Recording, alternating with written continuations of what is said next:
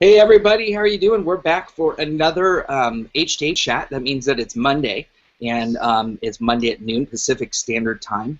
I'm back in San Jose, very excited to be here on Pacific Standard Time, and I am talking with Shawn Murphy, who I'm going to introduce here in a second. But before I do that, let me say a quick hello to my lovely co-host Suzie live from New York City. How are you doing? I'm doing well, Brian. I'm doing well. Nice, nice. Yeah, not much else to say. Super excited for this chat, I have to say, as I think I tweeted out. This is just like such a cool topic. With Shawn Murphy, who I'm going to introduce here in a second. But before I do that, let me say a quick hello to lovely co-host Suzie live from New York City. Can we all hear that? I'm doing well, Brian. I'm doing well. I can hear that, yes. Nice. That's like replaying. Yes. I'm freaking out. We're in a parallel universe. Yeah, seriously. I've never seen that before. This is Google for you. What will be awesome is if it's just like an infinite loop.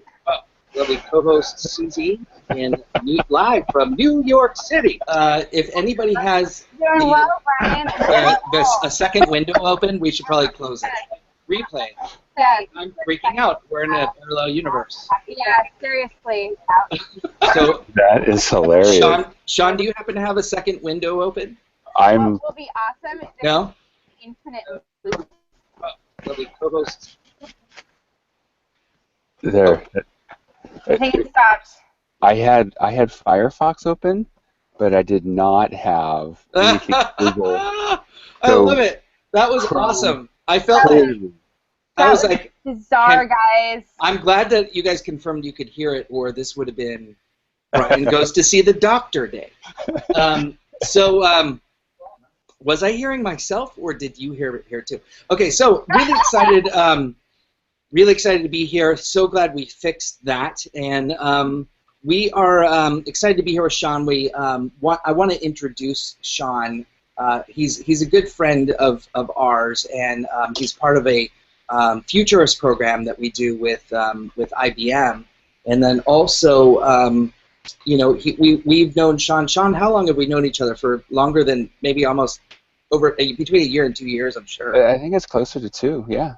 Okay, and then Shawn, now the real exciting thing, on top of being the CEO and founder of Switch and Shift, and an Inc. top leadership speaker and a columnist and all kinds of great things, you just wrote and launched your first book, and I know how exciting that can be, and I wanted to congratulate you first off. Thank you. And second, that's what we're here to talk about, is your book, The Optimistic Workplace, and talk about how to humanize the work environment. So something that we're all very passionate about, and yes. So we want to talk to you about it. But otherwise, give everybody just kind of a quick understanding as to who Shawn is. Who is Shawn? He is in constant inquiry about who he is. But today the answer sounds something like this. So I am a passionate person around helping our workplaces become, get ready for the applause, more human.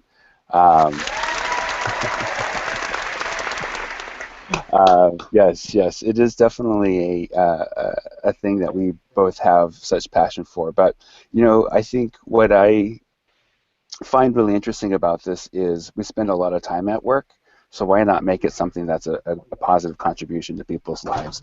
And so we spend time working with organizations, helping them figure out how do they make this thing called work something that is a positive contribution to people's lives, as well as businesses exist to be successful and make a profit. So how do they do that in a way that helps them be successful? I love it, man.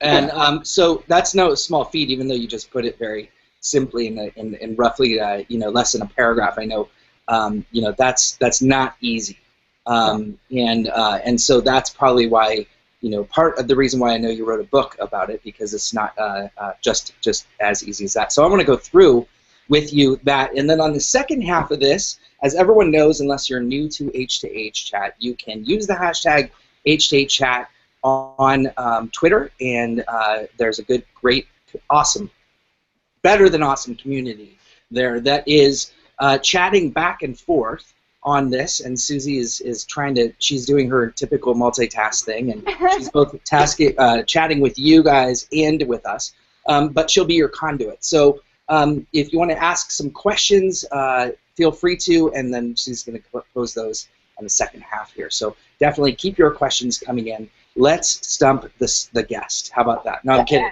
Let's not stump the guest. That wouldn't be cool. I'll be nice, I promise. But throw me your best questions. No, I just wanted to give him a hard time. But let's definitely bring in some great questions. I know you guys will have some. So JS is already throwing out his questions. I love JS. JS Gilbert is always full of great questions. So Cheval John is on here too.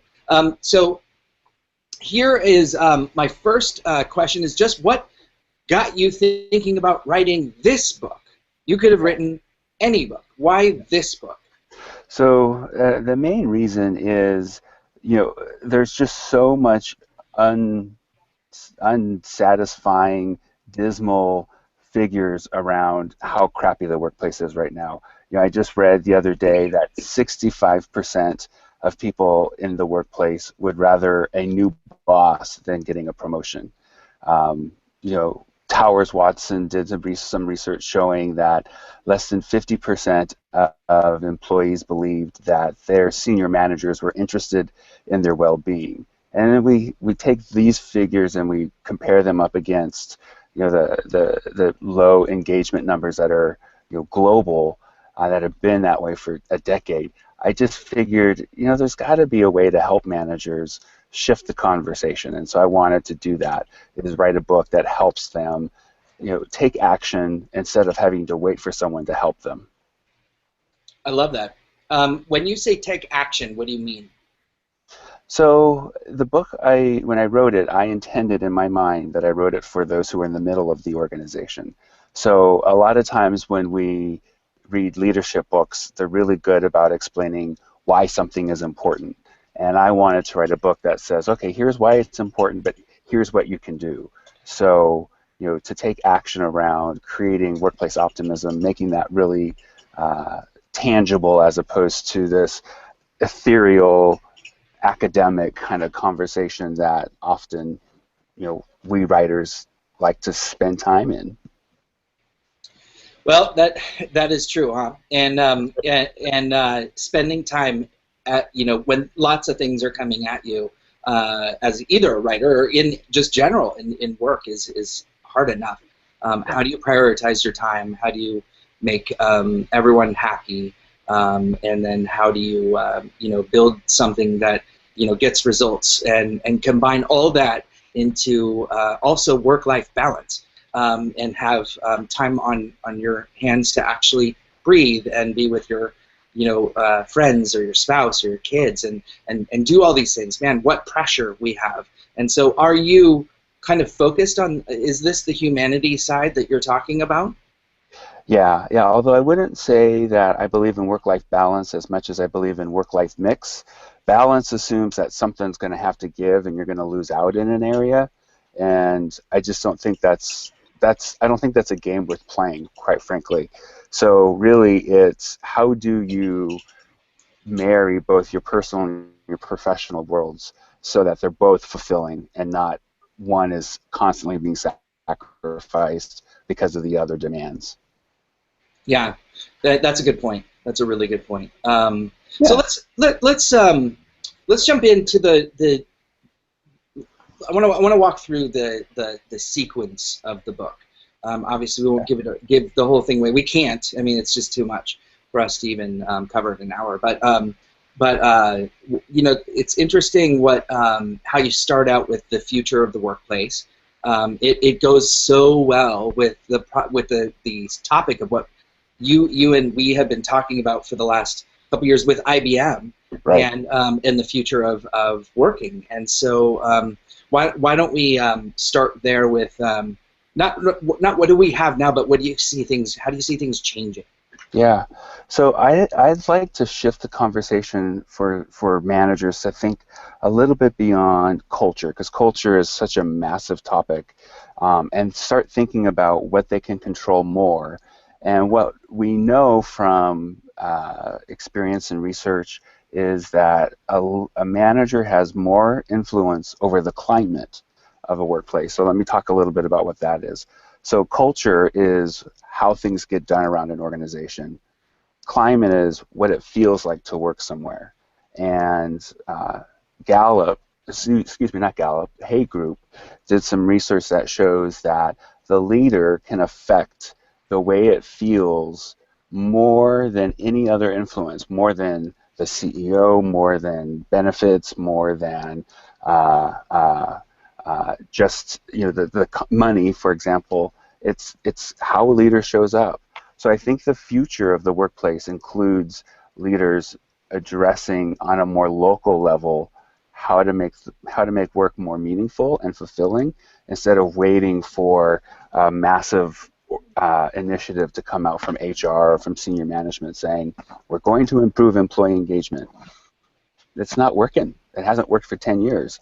It's really an individual fight, if you will. It's me as a leader with my team helping them find greater fulfillment, meaning, purpose in their work than waiting for HR to roll out some training program. So I think that's definitely part of the future. Awesome. So future is H to H. It sounds like it's going back to one-to-one. That's right. It's building less of a well, it is a community, but it's not a like a.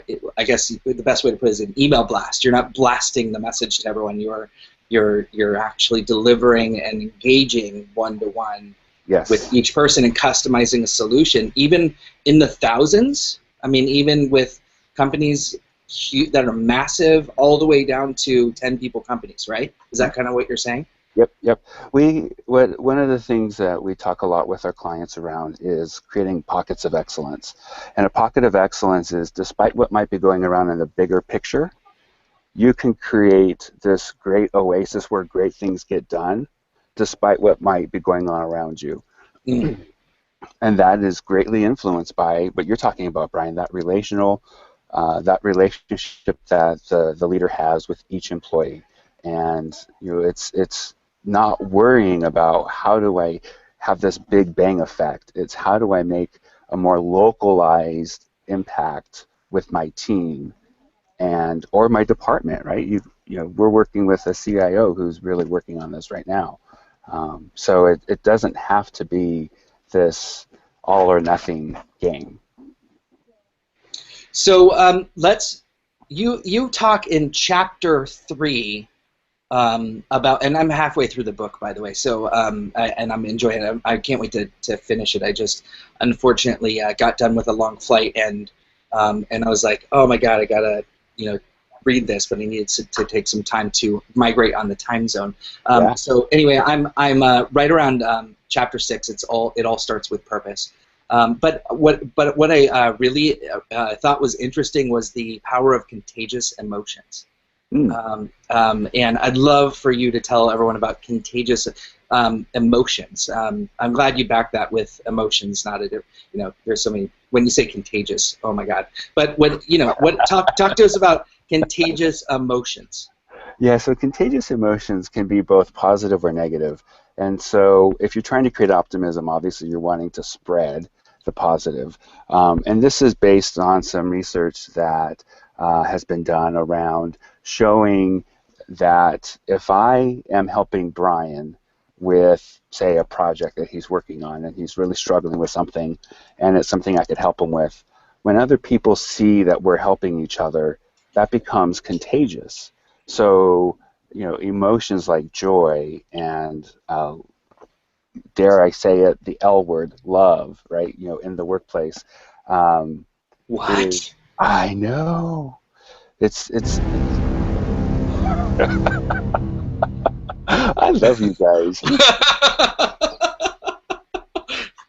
And you just used it as an example. Exactly. We're big fans of the sound effects. It's one of my favorite things about Hangouts, actually.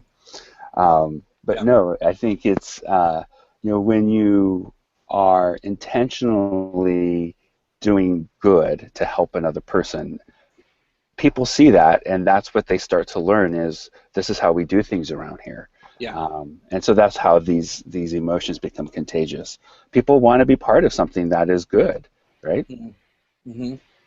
Yeah, so, but there's also contagious bad emotions, I would imagine. If you have good ones, then you have joy and surprise, but you also have sadness and anger. Right. And so what happens when contagious goes contagial? Is that a word? It is now. Viral. Susie has me making up words now.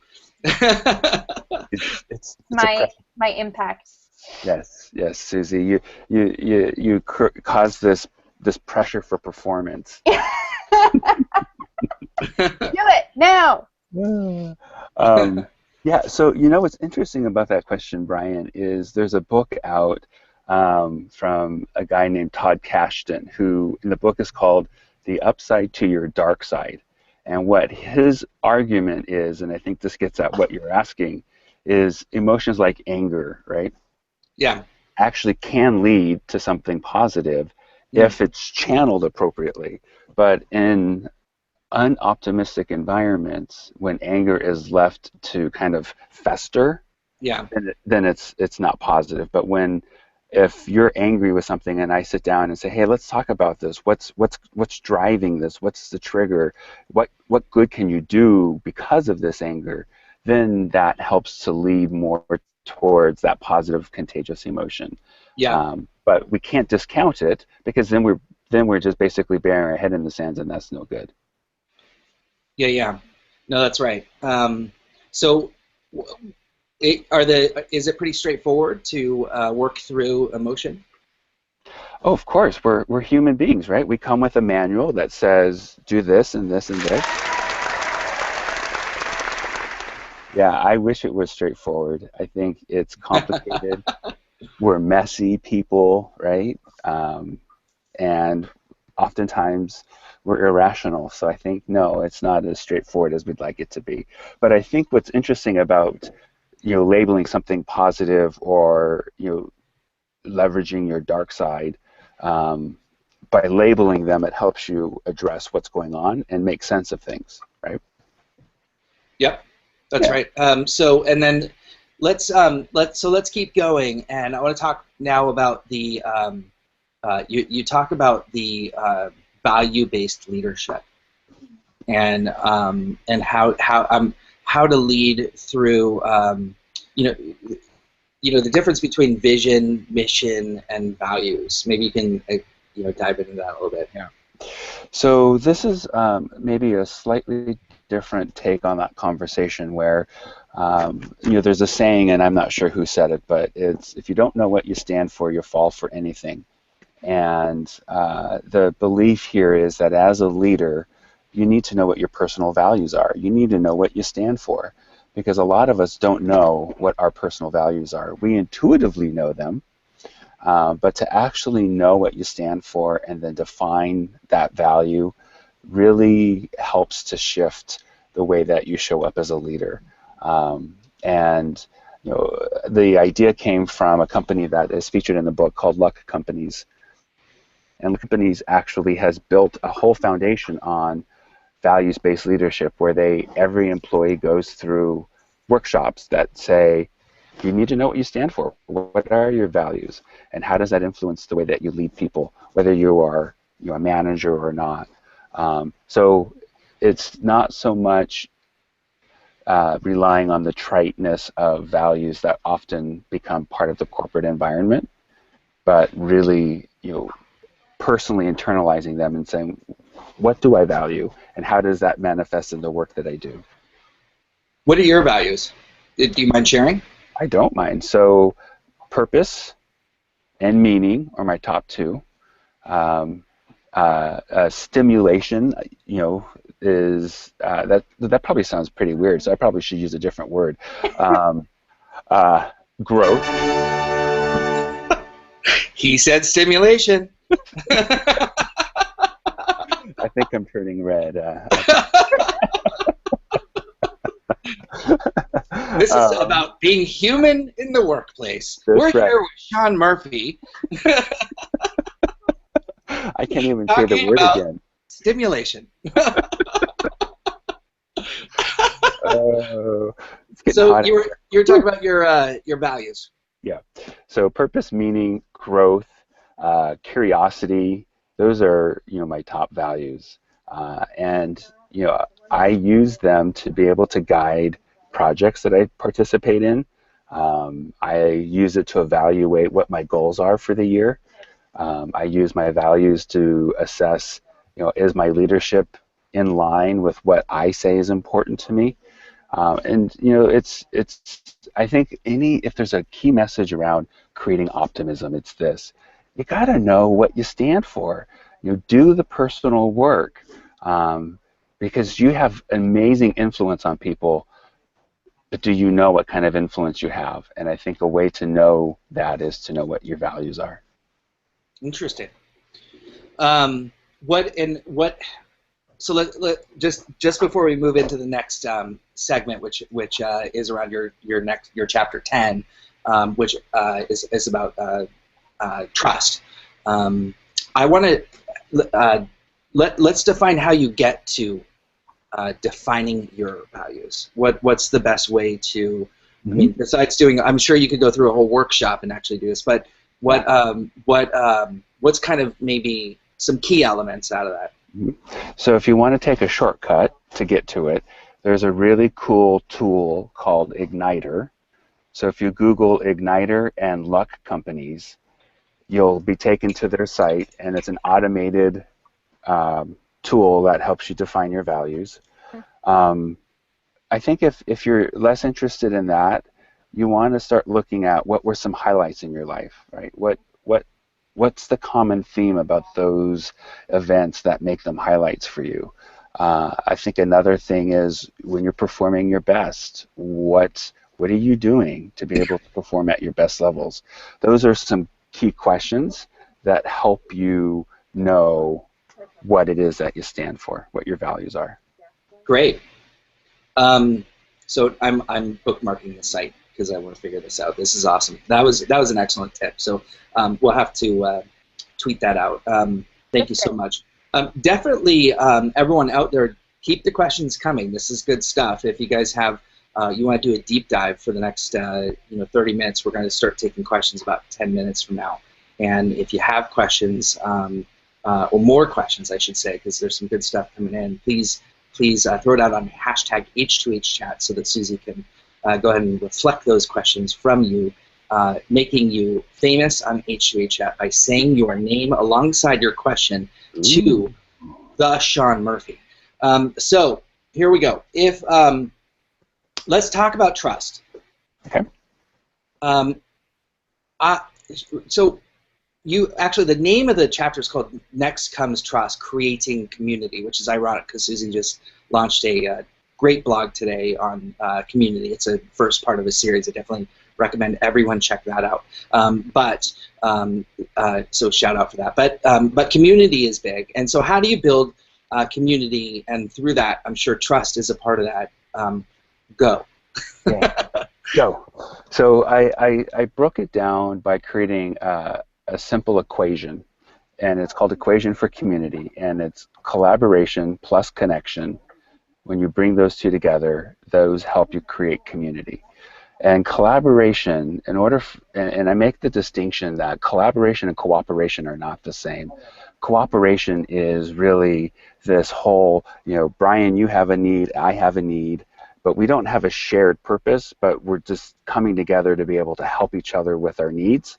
Yeah. That's cooperation. If you want community, you need something more than that. You need collaboration. And collaboration is, hey, we have a shared outcome that we're working to, and we also work together to be able to help accomplish that. And in order for that to happen, trust is key, right? Trust is, the foundation for any community to thrive. So there's collaboration and then connection. And connection is, as human beings, we actually are wired. We are wired for connection. It's actually there's in our what neuroscientists are showing us are telling us these days is we have what's called this default network, and the default network is when we're just sitting and not necessarily thinking about what we're doing, our brains by default start thinking about the relationships in our lives. So it's an important part to our day-to-day interactions. So connection is around how do we help bring people together to be able to find commonalities amongst each other so that we can actually work easier side by side. So that's when you bring those two together, it helps to create this sense of community, which is really, it's anything. It's a group. It's your team. It's a large part of the organization. It's how you define it. It's online. It's virtual. There's an H2H community. But those two ingredients are key in order for community to emerge. And you start off by saying, let's see here. Oh, I just lost it. And by the way, you definitely have human is a massive part of this book. It is on every page that you have here. You talk about the limitations of cooperation. Yeah. And I'd love to hear more about that. What is the biggest thing that holds us back from creating community and building real sense of community? Yeah. So there's a lot of research right now that talks about this neuropeptide called oxytocin. And so oxytocin, so I'm going to geek out on all of you for a second. So this is your science lesson for the day. So here we go. So oxytocin is a neuropeptide in the brain that is released to create a bond between people. And it's what actually drives a mom to pick up its crying baby. Okay, so this limitation of cooperation is So oxytocin, what it does then is it strengthens the connection that people have, and that helps improve the collaboration that people have. So when we work together, the limitations of cooperation, there isn't this necessary this bond that develops. It's really just a transaction, right? And business is full of transactions, but if you really want to have community, you've got to be able to move past the transaction, and when you interact with people physically, there's still research showing that virtual interactions still don't generate this oxytocin, but as a leader, when you bring people together, spend time actually helping people connect. I'll throw out another tip for you guys. So if you Google Hope Lab, HOPELAB, and type in check-in, it's going to take you to Hope Lab's website, and it'll take you to a page where you can download what they call check-in cards.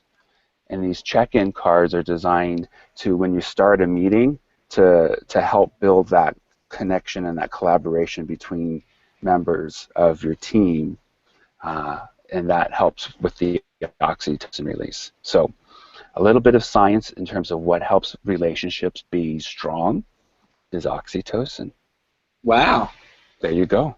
Oh, that was definitely very scientific. You warned us, though. I did. Love it. Love it. And I just Googled that. So now I am bookmarking another thing. This is great. What else can we have him show us? So before I pass the baton over to Suzie here, let me ask you about one of the final things you talk about in optimism, because you cover optimism as one of the biggest traits, I think, one of the biggest areas of building a culture, cultivating optimism, building that, planning for it. Yeah. How do you build and plan for optimism? That sounds like you just have to get everyone drunk, and then maybe everybody That would be helps. optimistic, or on a lot of coffee, or like. But there's a better way. I'm sure of it. So Yeah. can you help us? Like, how do you build optimism? Yeah. So let me just share 3 actions that a leader can take to cultivate optimism. There are more, but I don't want to bore you. So the first is probably the least sexy, and that is create clarity. Clarity is key in a workplace. If I don't understand what it is that I'm doing or why I'm doing it, I'm going to be confused, I'm going to be frustrated, I'm going to be potentially angry, and those aren't necessarily resolved, and those don't help create optimism. So clarity around know what the goals are. As a leader, help your people know what their goals are. Help them know how they contribute to the bigger picture. The other is prioritization. I've done work in organizations where everything is a top priority. Well, when everything's a top priority, nothing is a priority. And when everything's a top priority, then it becomes fire drill, and that becomes very stressful. So really help people know what's important. The other piece around creating clarity is providing feedback. In a lot of the organizations that I studied for the book, one of the things that they are intentionally doing is having those difficult conversations when people aren't doing their best work. In optimistic climates, they have high expectations of performance. Well, the only way you can perform at high levels is if you're clear on what it is you're doing and why you're doing it, right? So that's one thing. The other is what we've been talking about, which is reinforce relatedness. Create the sense of community within your team. Use those check-in cards that I mentioned. Spend time out on the floor. The leaders that I studied are rarely in their office, not because they're in meetings all the time, which a lot of them are, but they're also out on the floor talking with employees, learning what they can do to help support them so that they can be successful. But I think probably the next biggest thing is to really lean in on your leadership. Know what you stand for. Know what skills are necessary to help you be more of a stronger leader, and then also develop skills to help people do their best work. Right. So there's the skills that I need for me to be good, and then there are the skills to help other people be good. So those are probably 3 areas that a leader can focus on: create clarity, reinforce relatedness, and lean in on leadership. I love it. Well, I have plenty more questions, but I am going to pass the baton here over to the one who calls herself Susie. Actually, I think her parents called her that first. And she'll take over. I may chime in here, and I'm going to monitor the tweet chat from here on out. But otherwise, thank you so much, Shawn. But I'll be here. So Okay. Have some fun here with the crowd. Keep the questions coming, everybody out there on H2H chat. And Susie, he is all yours. Yes, absolutely loving this conversation today, Shawn. It is totally melding with what I would definitely call at this point, what I love is our H2H chat community. And I use that word carefully, Yeah. but it's just great. So anyway, yeah, please, echoing that, please keep those questions flowing, you guys. We already have a great lineup. So diving right into it, let's begin, since you just mentioned the kind of the on the floor concept, right? Coming out and doing that. So we have a great question from Christy, who says, what are other ways to help build community, particularly when you're not in the same physical location? Yeah, that's a great question. So our team at Switch and Shift is 100% virtual. Yeah. So what we do is we use a tool called Zoom, Z-O-O-M, and Zoom is what we use to hold our meetings. So we hold all of our meetings, it's a video meeting tool. So we hold all of our meetings using Zoom, so we can actually see each other, right? The other thing that we do is we use Slack. Slack is pretty popular, and Slack, we use it to communicate outside of email, but we also use it to have fun with each other. So, for example, in Slack, if you're a user of Slack, if you do / Glyphy, it sends out a silly Glyphy of whatever you're asking to send out. So if you want to say celebration, and you do / Glyphy celebration, and it sends a GIF of people celebrating. So we spend time connecting with each other outside of just work-related topics. I also have one-on-ones with every single person on the team. And part of my interest as a leader is to know what do you want to get out of the time that you're with us, right? I'm not a believer that they're going to be with us forever.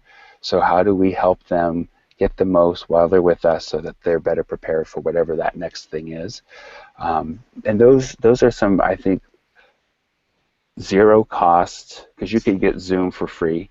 I don't know about Slack. Low cost.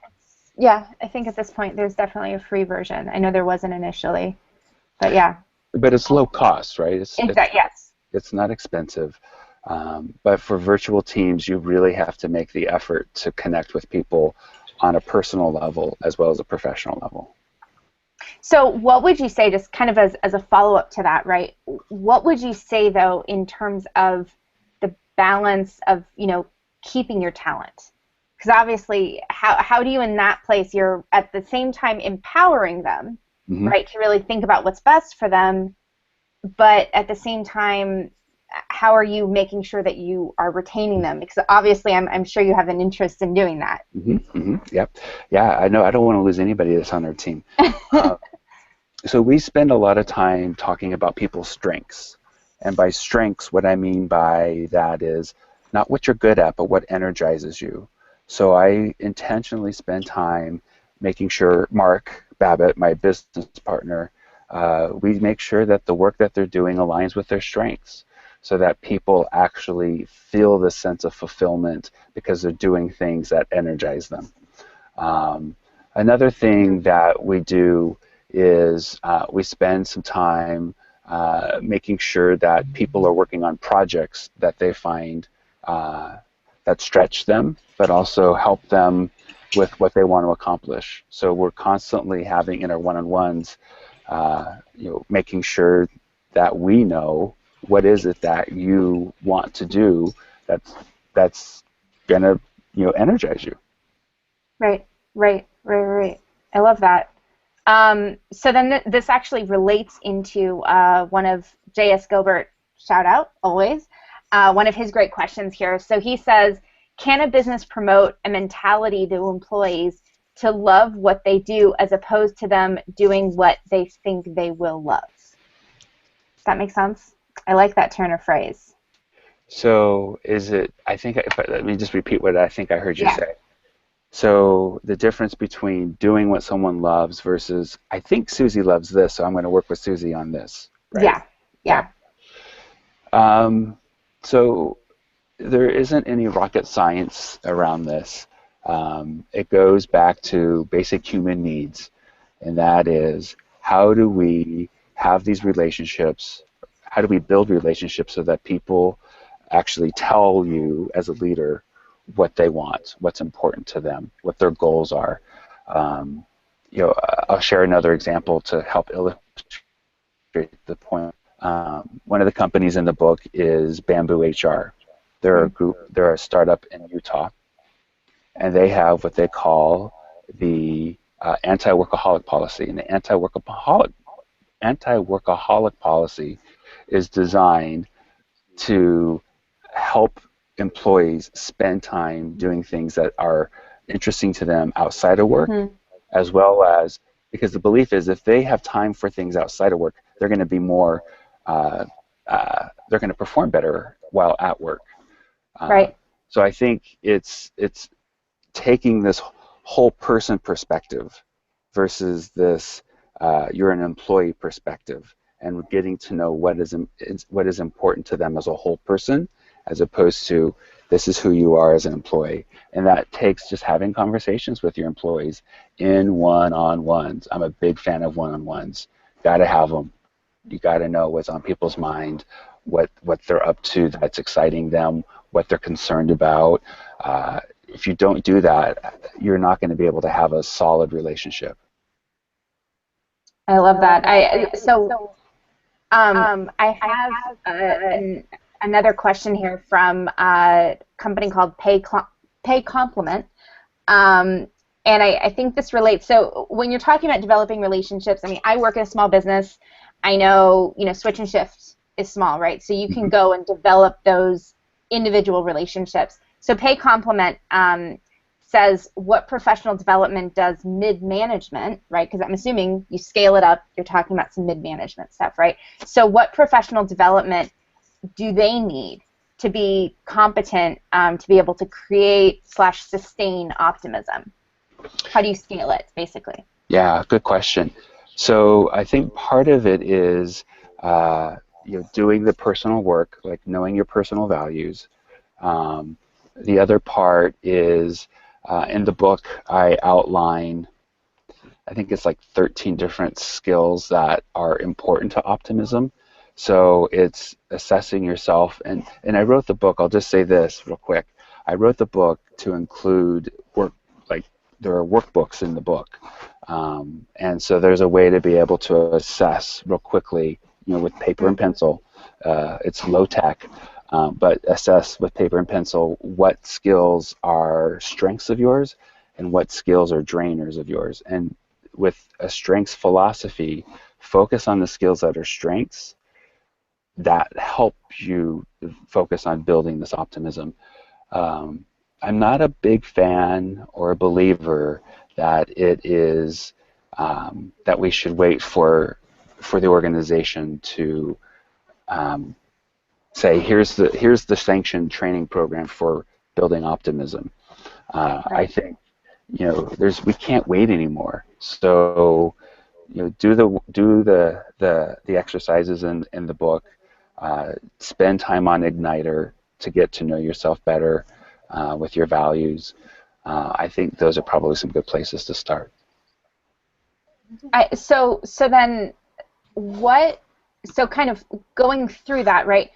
Kelly Hoffman has a great question. She says, what can we do when negative contagious emotion has run rampant for too long? How do we reverse that climate? And what I'd like to put to you is let's think about this in terms of leadership, but also in terms of someone in the workplace, right? So we don't just have leaders. Suzie, can you hear that? Or Shawn? Yeah. Yeah.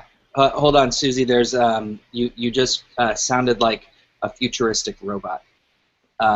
Say one more word for us. Let me see if it's disappeared.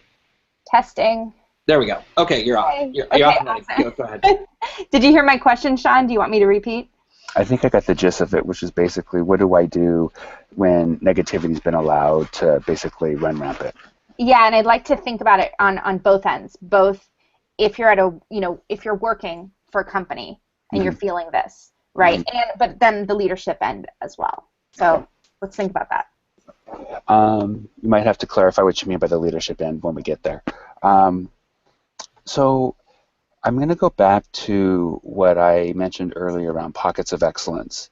So when you think about an environment where negativity has been allowed to just consume the climate, as a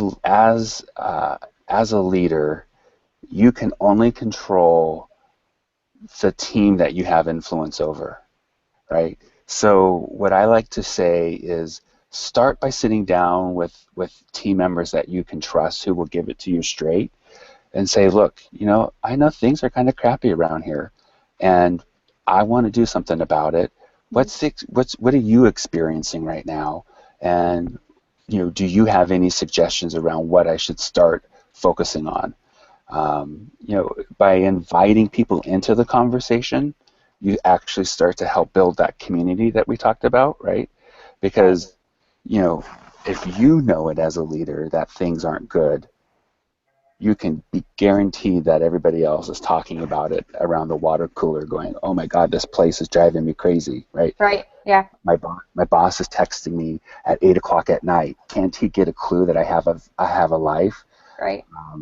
we just kind of get used to how things are, and so we have to start we have to put into place counteraction measures to start shifting it. And you can't change the whole organization. You've got to create that pocket of excellence so that it becomes contagious, so that they can go, so that other people outside of your pocket can go, what is Susie doing? Susie's got this cool team. They seem actually kind of happy. What's going on over there? Right? Gasp. Yeah. Yeah. Yeah. Yeah. Yeah. Yeah. So that is a place to start, is to have the conversation, be transparent, but also recognize that you may be part of the problem, and by not doing anything, right? And we've waited way too long for senior management to swoop in and save the day. Right. And not to say that they won't or can't. I think they are typically distracted with other issues, and it becomes a matter of importance right where the work is done, in the middle layer of the organization. Well, I think that answered both of my questions, or both angles there. So I love that, and I love the concept of just moving forward and doing establishing those relationships at at every level.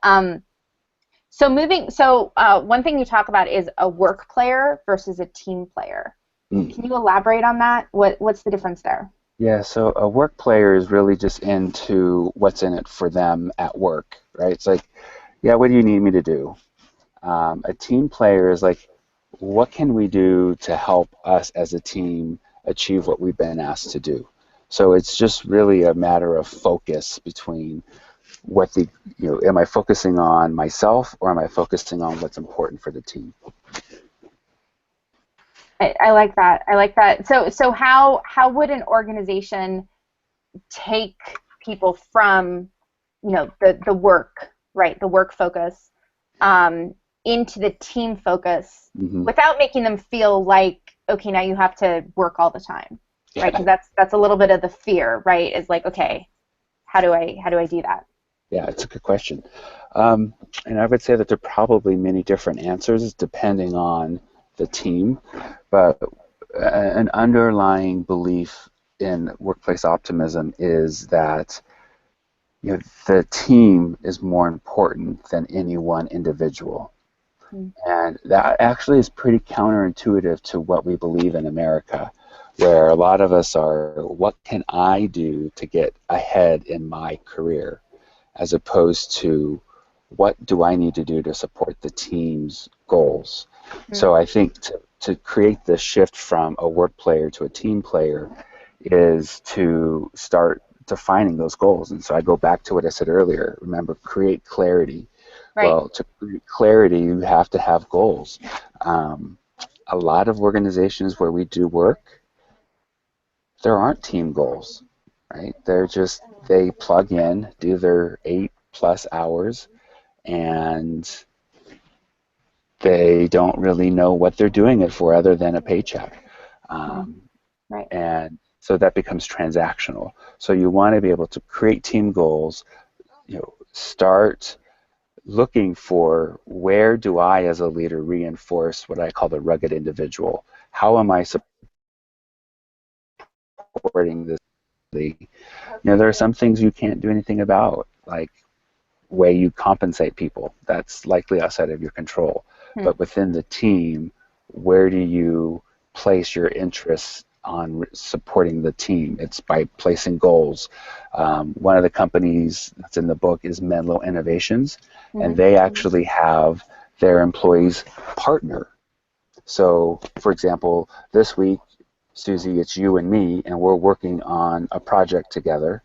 Next week, it's you and Bryan, and you're working on a project together. So by partnering together, you start to take away this belief that the individual is more important than the team, and start reinforcing the team is more important than any one individual. I like that. That's such an interesting structure. So I have a question from our mutual friend, Joanne Corley. who I'm so excited was able to join us today. So she wants to know, she has a great question, when does the need for being positive, when do you think the need for becoming positive will become a required leadership competency? So predict the future. Predict the future. Yes. Yeah. You know, what's interesting about that question is in these organizations that I studied, it's already a requirement that they actually look for it in the hiring process. But if I were to say, when does it catch on and become something that's more prevalent in organizations, I have to be a realist here and say it's probably some time down the road, because some of the things that, you know, at 10 years, if you know, that's the first number that comes to mind, because some of the things that I write about, challenge some conventional wisdom that is pretty commonly held in a lot of organizations today, and it's going to take some